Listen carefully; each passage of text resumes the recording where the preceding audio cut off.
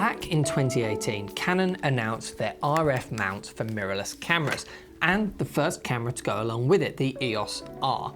Now this was a huge move for Canon, the turning point where their focus clearly shifted from DSLR cameras with an EF mount to mirrorless ones with an RF mount. And since then, on the DSLR side, well, we've had the 1DX Mark III released, while on the mirrorless side, we've had the RP, then the R5 and R6, the R3, and now the R7 and R10. It doesn't take a genius to figure out that mirrorless isn't just the future anymore for cameras, it's the present day. I'd actually be surprised if Canon ever made another DSLR camera. But despite that, up until the launch of the R7 and R10, in my opinion, Canon's lineup of mirrorless cameras never really felt that complete.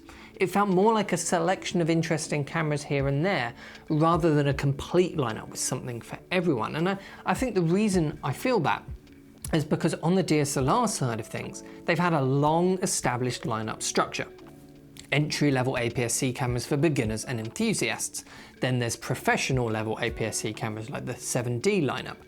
Then there were entry-level full-frame cameras sitting at a similar price point to the 7D, cameras like the 6D. And then there's the 5D all-round professional workhorse, and then the flagship full-frame model, the 1DX.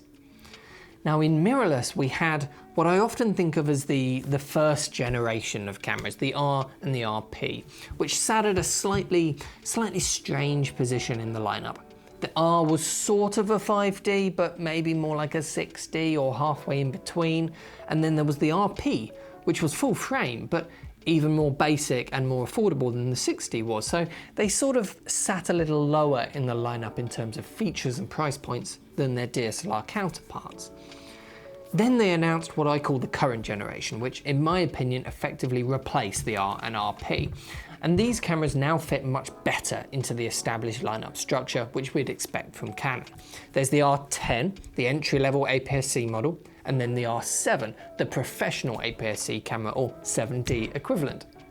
Then there's the R6 and the R5, two professional level full-frame cameras, which kind of sit at the same level as the 6D and the 5D, but I'd argue they actually take things a little bit further. I'd say the R6 is effectively the 5D and the R5 is something new, higher end than the 5D was. But for the sake of argument here, let's think of them as the 6D and the 5D levels. Meanwhile, that entry-level price point in between APS-C and full frame is of course still being filled by the R and RP. Then at the really high end, the 1DX market, you get the R3. Plus we now have the R5C as well as a video-focused offering, something we never had in the DSLR lineup, unless you count the 1DC, which most people didn't count because of its price point. Now, I'm not saying Canon's lineup now has something for everyone. There are still some holes in the lineup. For example, I'd love to see a really high megapixel stills full-frame camera for print photography. Considering Canon are also one of the biggest printer companies around, I'm surprised they haven't actually already done that. I'd also really love to see a smaller sibling to the R5C, perhaps an R7C or something like that, a mid-level offering for video with the same video-focused feature set of the R5C, but maybe an APS-C sensor, no 8K, something like that to get the price point down. I mean, there's plenty of exciting directions that they could go in the future, but with the current lineup of mirrorless cameras, you do now have something at each of those established price point levels. And up until this point, that just hasn't been true. So I think we've reached the end of that transition period for Canon cameras.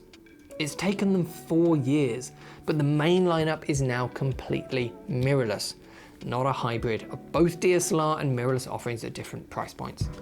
But what do you think? Which of the current Canon mirrorless cameras fits your needs the best? Let us know in the comment section, and if you want to buy any of them, then of course, just head over to ProAV.co.uk. Thanks for watching, and I'll see you in the next one.